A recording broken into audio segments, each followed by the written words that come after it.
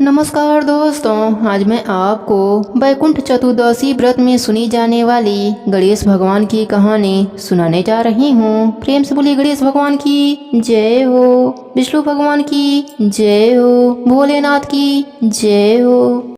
किसी गांव में एक सेठ सेठानी रहा करते थे। सेठ गणेश भगवान का बहुत बड़ा भक्त था और सदैव उनकी पूजा पाठ किया करता था। वह कोई भी काम करने से पहले गणेश भगवान को याद करना कभी नहीं भूलता था। एक बार गणेश भगवान रूप बदलकर सेठ के खेतों से गुजर रहे थे।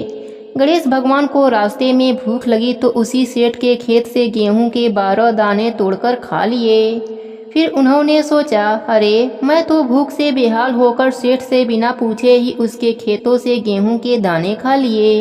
यह तो चोरी हुई और इस पाप का दंड मुझे भोगना ही होगा। फिर गणेश भगवान सेठ के पास पहुँचे और बोले, सेठ जी मुझे कोई काम दे दीजिए, मैं दूसरे गांव से काम की तलाश में आया हूँ।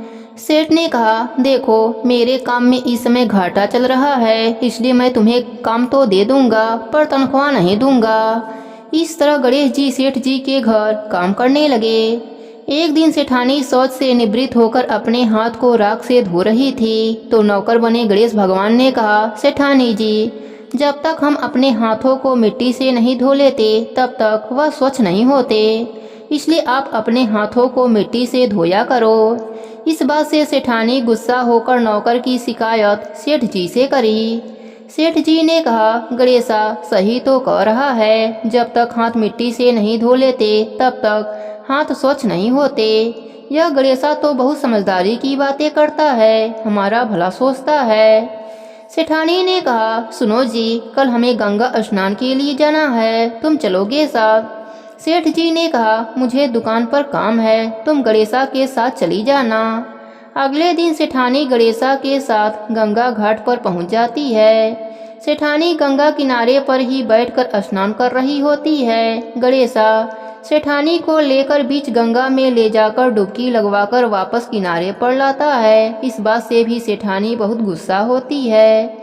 सेठानी घर आकर यह बात सेठ जी को बताती है। सेठ जी ने कहा, गणेशा तुमने ऐसा क्यों किया? गणेशा ने कहा, जब तक हम गंगा जी में डुबकी नहीं लगा लेते तब तक स्नान पूर्ण नहीं माना जाता है। सेठ जी प्रसन्न होकर बोले, यह गणेशा तो बड़ी बुद्धिमानी की बातें करता है, हमारे बारे में कितना अच्छा सोचता है। एक दिन सेठ जी अपने घर पर पूजा का आयोजन रखा और सेठानी को बुलाने के लिए गणेशा से बोले। गणेशा सेठानी को बुलाने गया तो देखता है कि सेठानी काला कपड़ा पहन रखी है। गणेशा कहता है, सेठानी जी आप पूजा में लाल रंग की साड़ी पहनो, पूजा में लाल रंग शुभ माना जाता है। सेठानी गुस्से से सेठ जी के पास गई और सारी बात बताई। तब सेठ जी ने कहा, गणेशा ठीक ही कह रहा है, पूजा पाठ में लाल रंग बहुत शुभ माना जाता है। फिर सेठानी लाल रंग की साड़ी पहनकर पूजा करवाती है। एक दिन सेठ घर में गणेश पूजन का कार्यक्रम रखा। गणेश जी की मूर्ति के स्थान पर गणेशा जाकर बैठ जाता है। यह देखकर सेठ जी को गुस्सा आ जाता है। सेठ जी कहते हैं, गणेशा यह कहाँ की समझदारी है, मैं तो समझता था कि तुम बहुत समझदार हो, बड़ी बड़ी ज्ञान की बातें करते हो और खुद ही अज्ञानी बनकर उस स्थान पर बैठ गए हो जहाँ प्रभु की मूर्ति का स्थान है।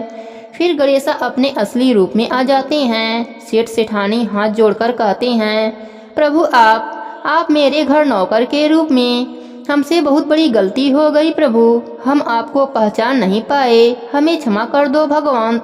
गणेश भगवान ने कहा, तुम दोनों व्यर्थ में ही परेशान हो रहे हो, मैं तो स्वयं तुम्हारे घर में नौकर बनकर आया था। मैंने तुम्हारे खेत से गेहूं के 12 दाने चुराकर खा लिए थे, इसलिए मैं उसका ऋण चुकाने तुम्हारे घर नौकर बनकर आया था। मेरा आशीर्वाद सदैव तुम पर बना रहेगा, तुम्हारे घर में अन्य धन की वैभव की कभी कोई भी कमी नहीं होगी। इतना कहकर गणेश भगवान अंतर ध्यान हो जाते हैं। हे गणेश जी महाराज, जैसी कृपा आपने सेठ सेठानी पर करी वैसी ही कृपा अपने सभी भक्तों पर करना, सबके व्रत को पूर्ण करना, कहानी अधूरी हो तो पूरी करना, पूरी हो तो मान रखना। प्रेम से बोलिए गणेश भगवान की जय हो, भोलेनाथ की जय हो, विष्णु भगवान की जय हो।